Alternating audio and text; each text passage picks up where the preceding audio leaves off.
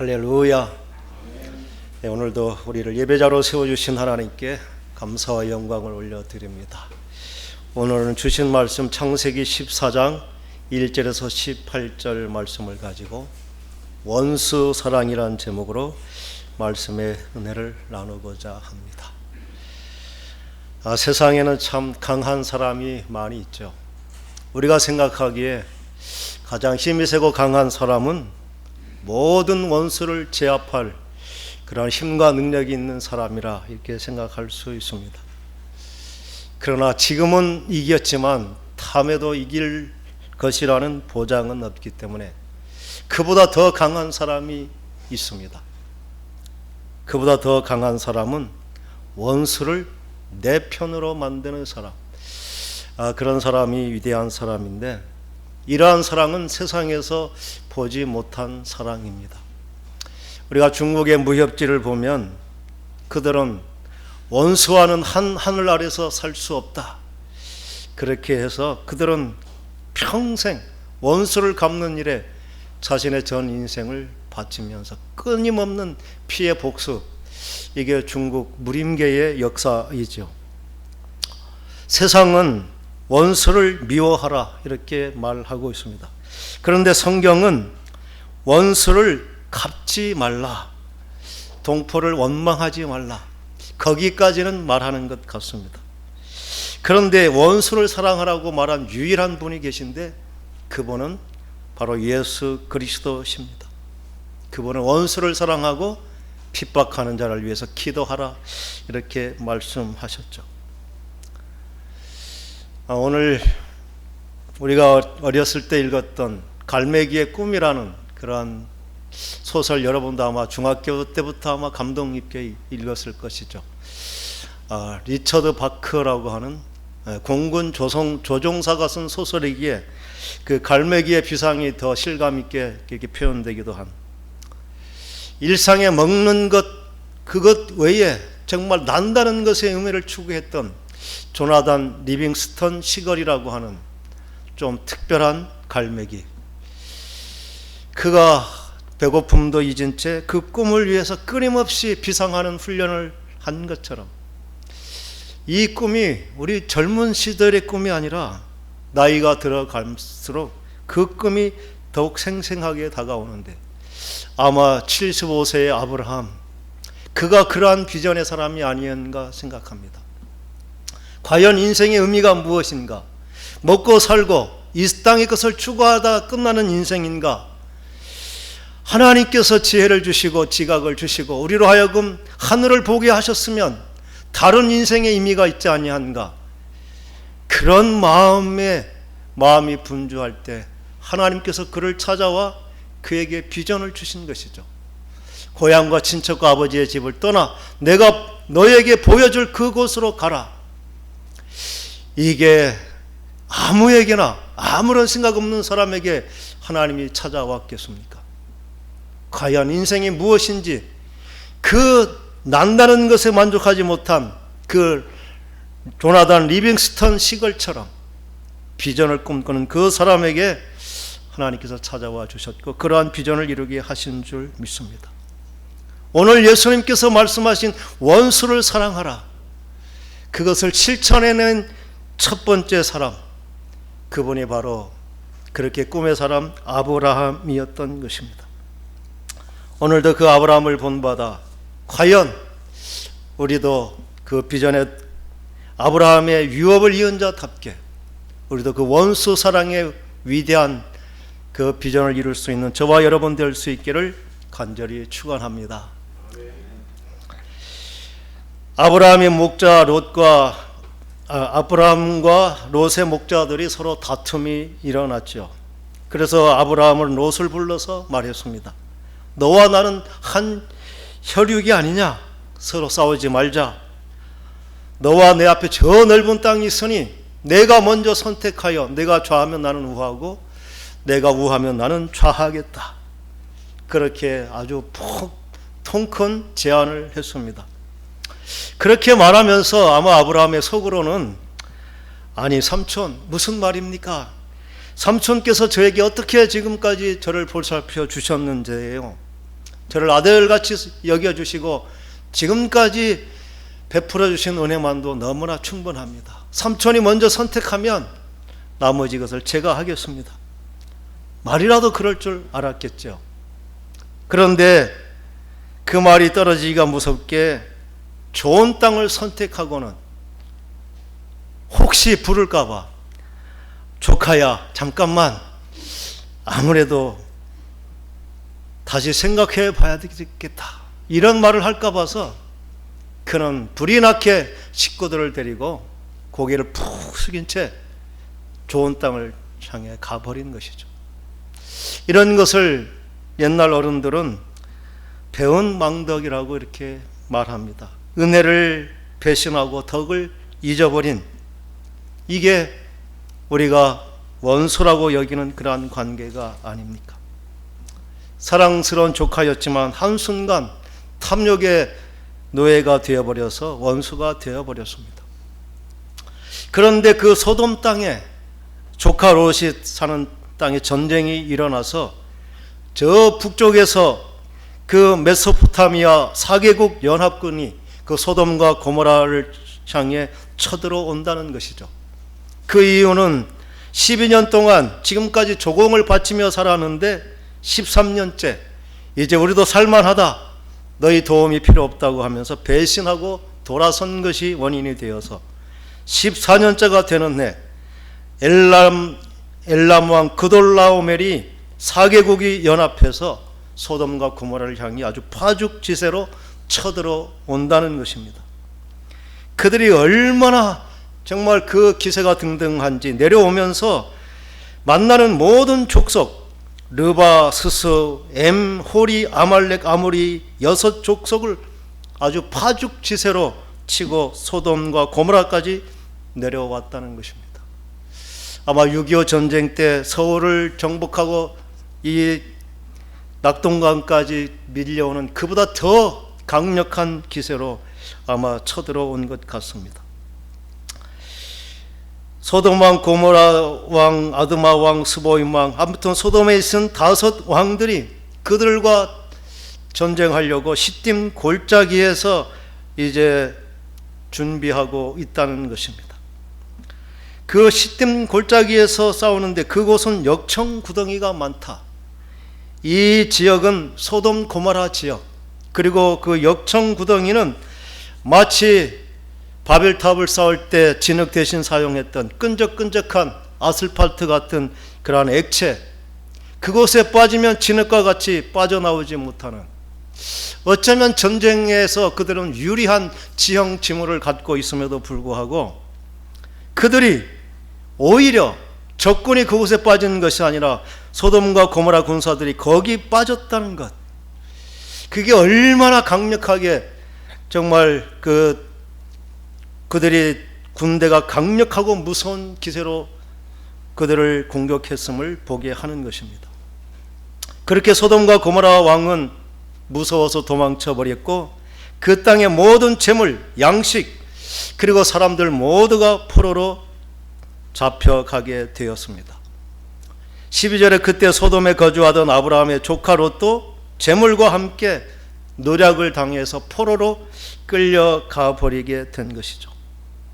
포로로 잡혀간 사람 중에 한 사람이 겨우 도망쳐 나와서 아브라함에게 조카 롯이 끌려갔다는 것을 알려줬습니다.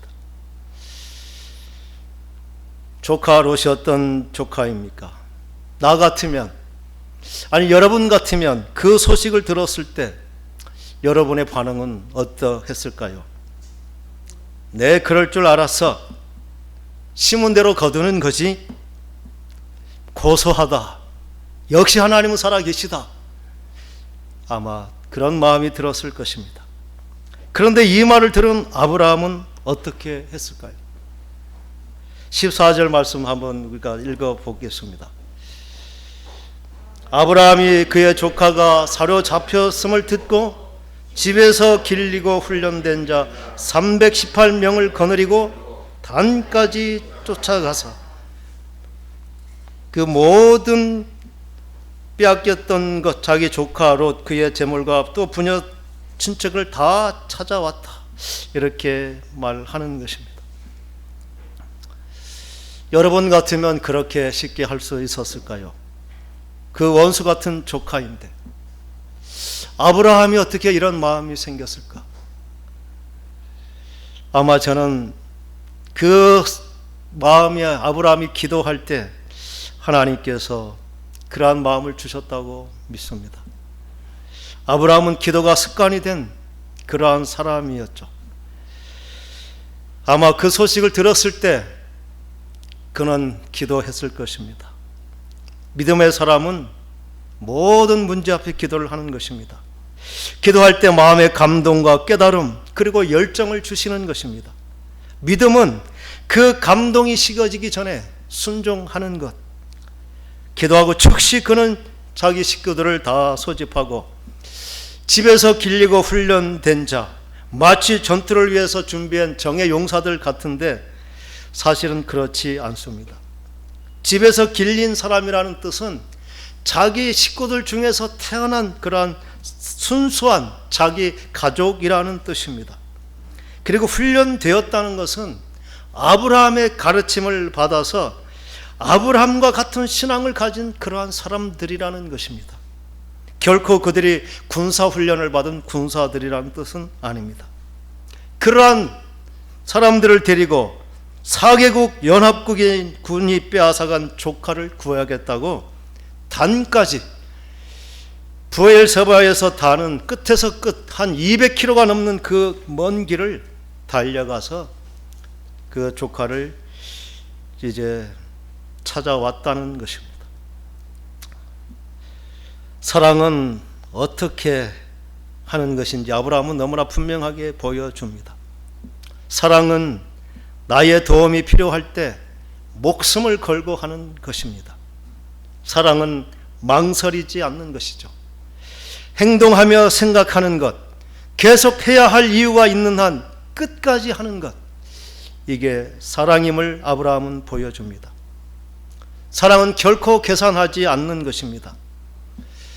이미 상황은 종결되었습니다.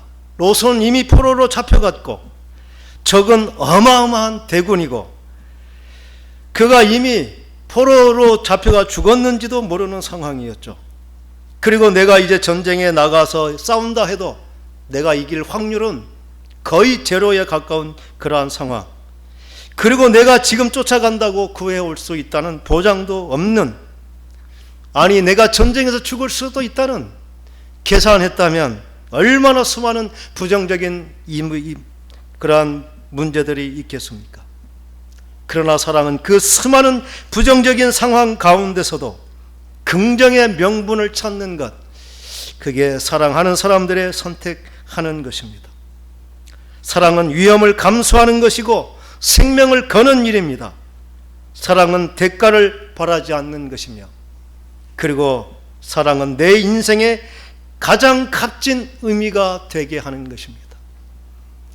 아브라함이 그 조카를 찾아오는 여정 가운데 전쟁에 실패하여 패잔병이 되어 돌아왔을지라도 그의 인생은 그렇게 사랑을 위해 헌신했다는 것 자체로도 그의 인생은 값진 것이 되는 것이죠. 이렇게 이 모든 부정적인 상황을 이기는 믿음, 그 믿음이 어디에서 오는 것일까요? 그것 또한 기도에서 오는 것입니다. 가는 길에 문제가 있을 때마다 믿음의 사람은 기도하며 가는 것입니다.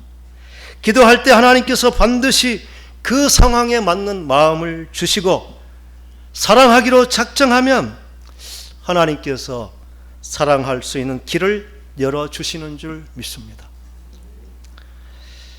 저는 읽으면서 아무리 찾아도 아브라함이 기도했다는 기록은 나와 있지 않습니다.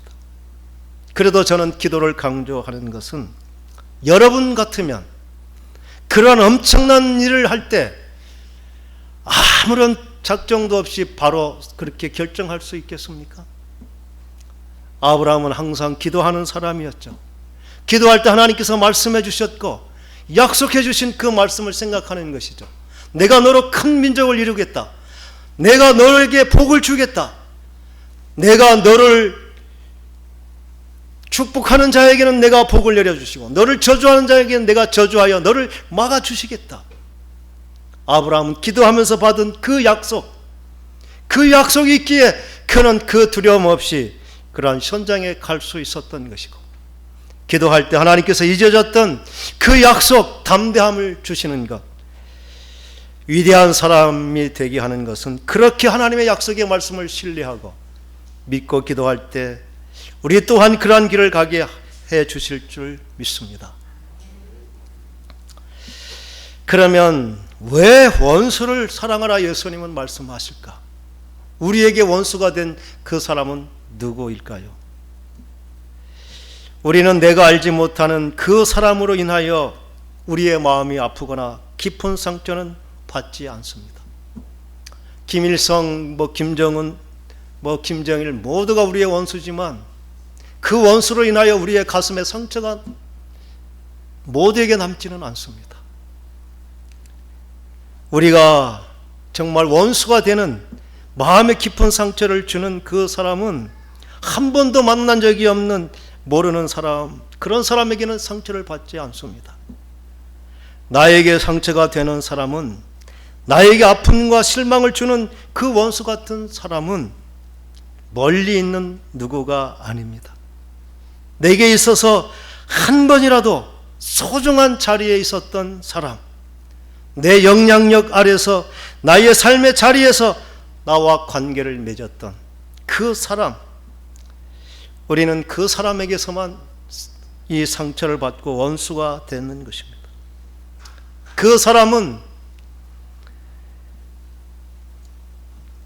내가 만난 하나님을 만났지 못했기 때문에, 그가 하나님을 알지 못하여 자기 욕심을 따라서 정말 욕심에 끌려 가버린, 어쩌면 그 죄의 희생양이라고 볼 수 있습니다.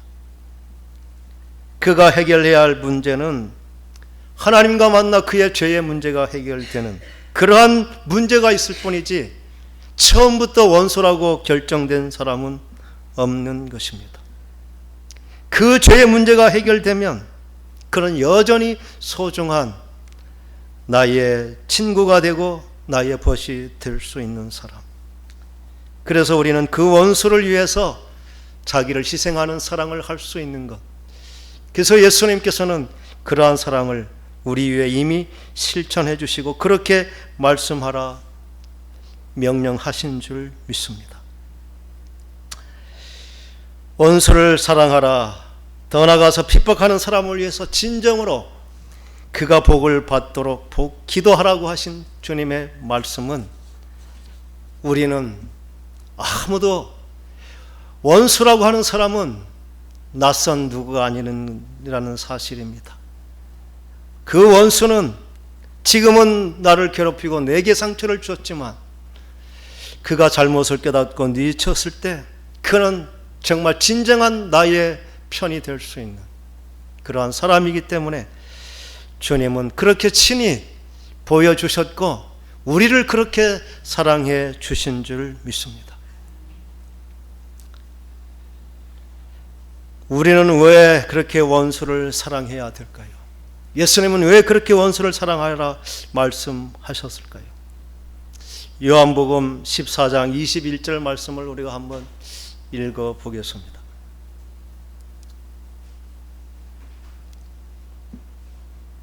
함께 읽겠습니다.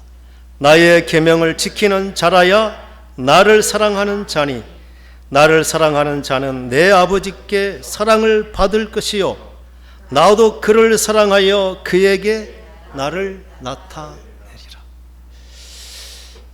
예수님께서 새 계명을 주신다 말씀하면 내가 너희를 사랑한 것 같이 너희도 서로 사랑하라. 그렇게 예수님의 계명을 지키는 자, 예수님을 사랑하는 자에게는 내가 그에게 나를 나타내리라. 사랑하는 자에게 예수님께서 나타나겠다 이렇게 말씀하셨는데 오늘 아브라함에게 그렇게 나타나신 것입니다. 조카 롯을 사랑한 그 자리에 예수님께서 친히 나타나셨듯이 아브라함에게는 살렘 왕으로 나타나시고 그에게 떡과 포도주를 주시는 것입니다. 예수 그리스도는 생명의 떡으로 오셨고 내 살을 먹고 내 피를 마시는 자는 영생을 얻는다 말씀하신 그 예수 그리스도의 모형으로 살렘 왕 멜기세덱이 떡과 포도주를 가지고 아브라함에게 나타난 사건. 이 사건은 아마 영적인 사건이라고 저는 생각이 됩니다.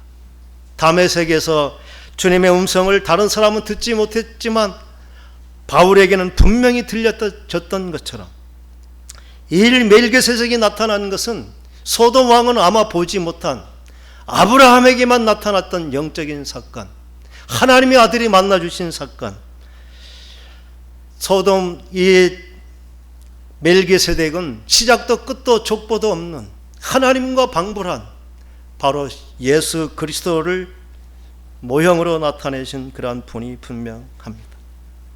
원수 사랑을 실천할 때 이 살렘 왕이 아브라함을 만나 주시는 것. 우리가 어떻게 예수 그리스도를 우리의 인격으로 만날 수 있겠습니까? 우리는 신앙을 통해서 여러 가지 체험을 통해서 하나님의 사랑 예수 그리스도를 만나기도 합니다. 은사를 통해서도 예수 그리스도께서 살아계신 것을 우리가 확증하고 그분을 만나기도 합니다. 그러나 그러한 하나님은 체험의 하나님 또 은사의 하나님은 될 수 있지만 인격으로 나를 만나는 예수 그리스도는 안 되는 것입니다. 우리가 사랑하는 사람이 되었을 때, 원수까지도 사랑할 사람이 되었을 때, 그때 비로소 인격적인 예수 그리스도께서 우리 마음에 들어오시는 줄 믿습니다. 그 사랑의 사람. 그래서 우리가 원수 사랑은 우리를 찾아오신 그 하나님의 인격적인 만남의 사건. 그래서 이제 예수와 연합된 삶을 사는 그 능력 있는 삶을 살게 하시는 것입니다. 예수님께서 우리를 사랑하신 사랑을 로마서 5장 6절에서 10절에 우리가 아직 연약할 때에, 우리가 죄인 되었을 때에, 5장 10절에는 우리가 원수 되었을 때에 우리를 위해서 십자가에 죽으심으로 우리를 사랑하셨다 말씀하십니다. 내가 원수를 위해서 죽기까지 원수를 사랑하려고 결단하고 그 사랑을 실천할 때 우리를 위해서 자신의 생명을 아낌없이 주신 그 예수 그리스도께서 그 깊은 사랑의 감동과 마음을 우리 가운데 심어주시고 우리와 인격적으로 교제하시는 그 은혜를 베풀어 주시는 줄 믿습니다. 오늘 아브라함이 원수까지도 사랑한 것은 원수만 사랑하라는 것은 분명히 아닐 것입니다. 우리가 원수까지 사랑할 수 있을진데 우리를 사랑하는 사람들을 사랑하는 것은 무엇이 그리 힘들겠습니까? 원수까지 사랑할 때 우리를 찾아와 우리로 더욱 성숙한 사랑의 사람이 되게 하시는 은혜를 덧입혀 주시기 위해서 오늘 하나님께서는 우리에게 원수 사랑이라는 이 비전으로만 살 수 있는, 꿈이 사람이 아니고는 갈 수 없는 이 길을 우리로 가게 하시는 줄 믿습니다. 이제 뜨거운 태양이 장렬하는 8월이 되었습니다. 오늘 아브라함과 같은 비전을 가진 저와 여러분, 누구도 할 수 없지만 이 뜨거운 사랑으로 정말 원수의 그 죄를 녹여낼 수 있는 그러한 놀라운 사랑의 사람으로 하나님 앞에 쓰임받는 저와 여러분 될 수 있기를 간절히 축원합니다. 기도하겠습니다.